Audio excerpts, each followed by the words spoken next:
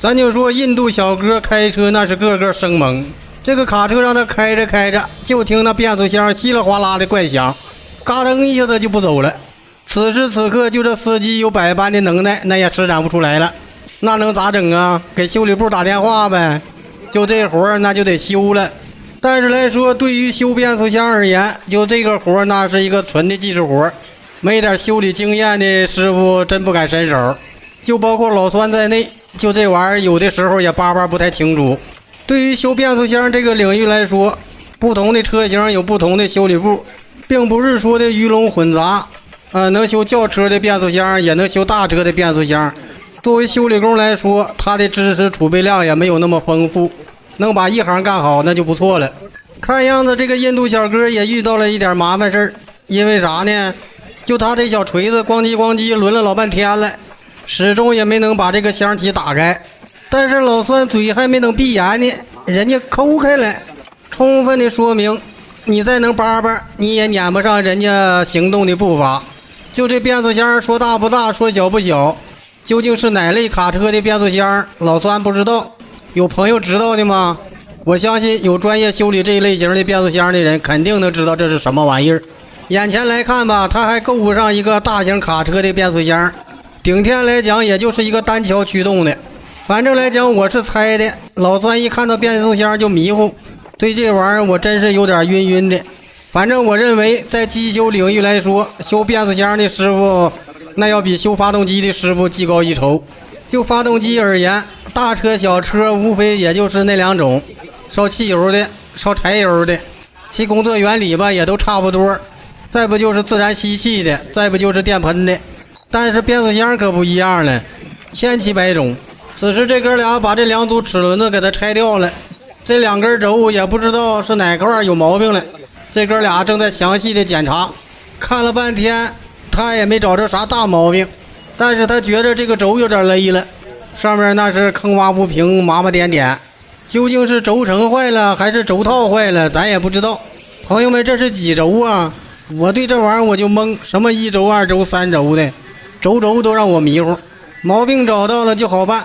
这两个哥们儿把这组齿轮子放上了小救护车，滴儿哒滴儿哒拉走了。这是拉到了哪儿了呢？它也不是 ICU， 它也不是救护室，它是一个车床的工作室。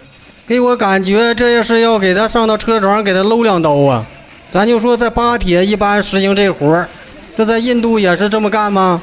没想到还真让我猜准了，这哥们拿起了电焊条就是一顿出溜，这家伙呲啦呲啦的要给他堆一圈焊满了呗。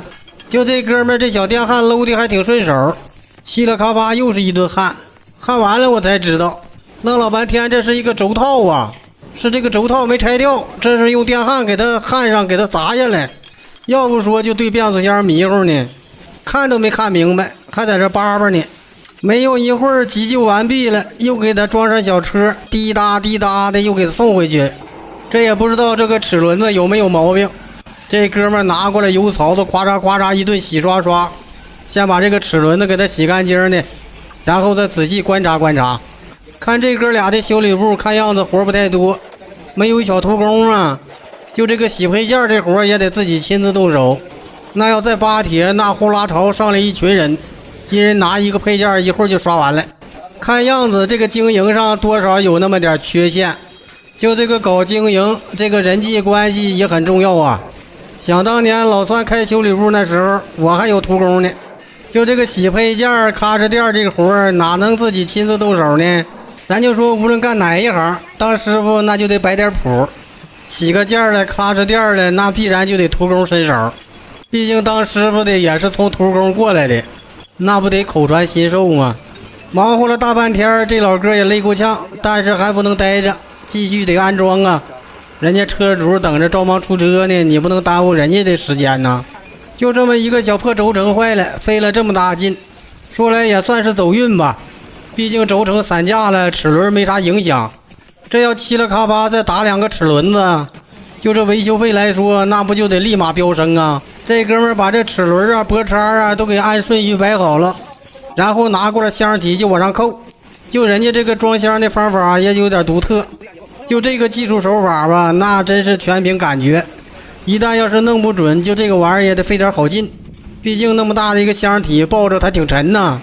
但是对于这个师傅来说，人家有成熟的经验，就这个活那干过千百遍，就指着他吃饭呢，连蒙带看的没几下子，人家就把这玩意儿装利索了。紧接着该拧的螺丝该上的配件那家伙全往上安排，就这一时间他来了快劲儿了，全都捅咕差不多了，然后给他来个大吊个，给他翻过来。该到合箱的时候了，这家伙连上脖叉带抹胶，又是一顿忙活。回过头来搬着一轴，拿着箱盖咵嚓一下子就给扣上了。